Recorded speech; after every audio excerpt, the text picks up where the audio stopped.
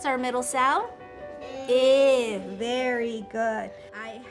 My teachers complain about me always because I'm constantly telling them we're building the plane as we fly it. All right? If we wait until we're ready, we'll never start. All right? You just have to start. We want to be sure that we're catching struggling readers early. We want prevention instead of, waiting for them to fail. I just feel that they cannot go anywhere without literacy. It is their civil right to learn to read. Some of the things New Mexico can't necessarily tackle, but I think in schools implementing letters and making it mandatory is going to set us apart from other states and I think increase the reading scores because we can already see it.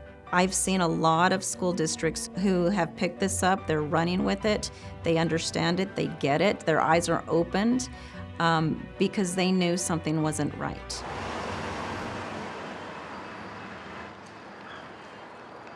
So the Gadsden Independent School District is a rural district. It's sandwiched between El Paso, Texas and Las Cruces, New Mexico, right up against the Mexican border. 85% of our district population is Hispanic. Our school district is Title I, and every student receives free and reduced lunch. We have about close to 12,000 students total, and about half of those students are English language learners. We live in a farming community, and the majority of our students live in rural areas. We have 14 elementary schools. We have been traditionally a balanced literacy district. Statewide, we were doing balanced literacy. Statewide, our scores, our NAEP scores, showed that we were not doing the right thing. We saw a lot of kids who weren't reading, and so that was always a concern to us. Why aren't they reading if we're following the program the way they told us it was supposed to be done with fidelity? We had a balanced literacy checklist that people were coming in and making sure that we had certain things in our classroom. And if we were teaching phonics, what are you doing with that? Before, our kids were just guessing. I used to teach that, If you don't know that word, skip. Do the kangaroo jump. And then come back and reread that word. So I felt like the literacy was almost like a guessing. The reading was a guessing game. The lower grades could camouflage that a little better because they still had picture books, so the kids could guess the words. But as I started going up to the upper grades, the pictures weren't there anymore. So now they were reading for meaning, and that was really difficult. The director for elementary education asked me to be part of a grant for the state called the Circle Grant. And we were brainstorming, well, if we're gonna send our teachers to training, truly the choice was more balanced literacy, which would get us what we had, or we could try to go out there and find the Cadillac. And when we did the research, letters was the Cadillac. It's the piece that the teachers should have learned in college, but never did. So I'm going to these Circle Grant meetings, and I'm taking the letters and saying, okay, we need to do this as a state. It can't just be Gadsden. This is an issue statewide.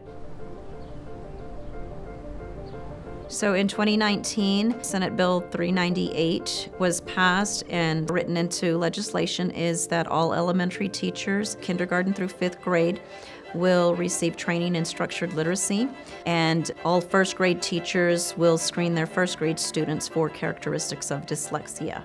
So in the school year 2020 to 2021, not the ideal time to be rolling out a statewide initiative, but at the same time, we couldn't wait because our students needed this help. So we started with kinder and 2nd grade. We brought it district-wide, and I'll be honest, I think they all felt like, oh my gosh, what are we doing? What, you want me to take a college course? I don't have time for this. And I had never heard of letters before. I didn't know what it was. I didn't know what structured literacy was. So the transition to structured literacy was a little rough at first. It felt like I was having to question everything that I had done for the first 15 years of my career. At that point, I was already nationally certified.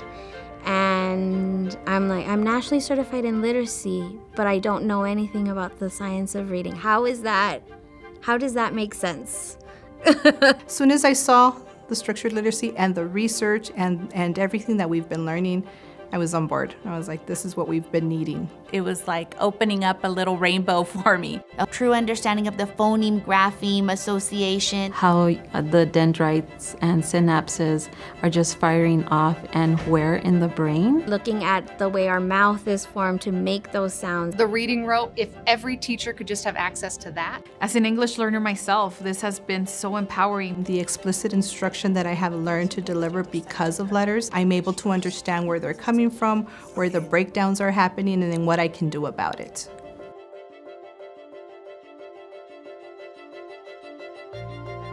We're in our 4th year now. Last year we wrapped in 3rd grade teachers.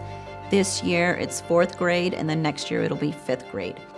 Reading is important. It's very important. So we've built in time in our daily schedule for a larger block for our literacy.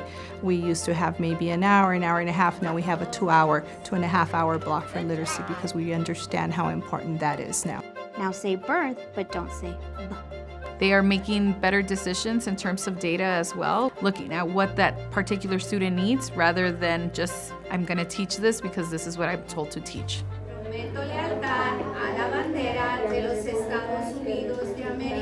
Most of our students are first, second, third generation English learners. They don't live in one particular language, they live in 2 languages.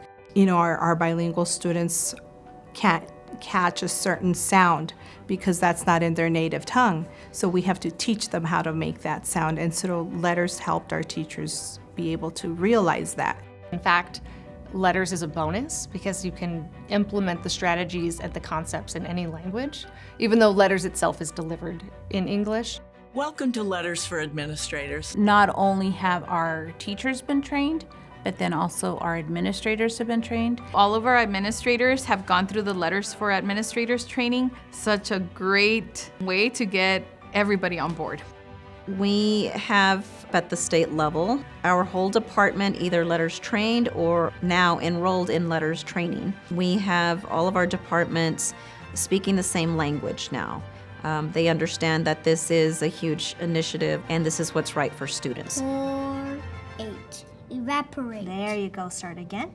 The growth that we're seeing now is growth that we would see like second semester. And I think honestly what it's come down to is being very intentional and very explicit in our teaching. It just gave me chills knowing that we will be sending a solid group who will now be not just readers, but also writers. I'm not used to being a 1st grade teacher who has their students coming in knowing all their letter names and sounds. What is the word, boys and girls? This is the 1st year that we have a majority of them coming with that already. When they left last year using the skills I learned from letters, how to teach decoding and blending, they left reading. 2nd grade got readers. So even though it's not really part of the 5th and 6th grade curriculum to teach foundational skills, they see that the students are missing it. So now all of the teachers can have the background knowledge to implement the necessary steps.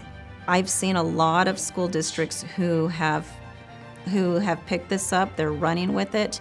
They understand it. They get it. Their eyes are opened, and they caught on fire.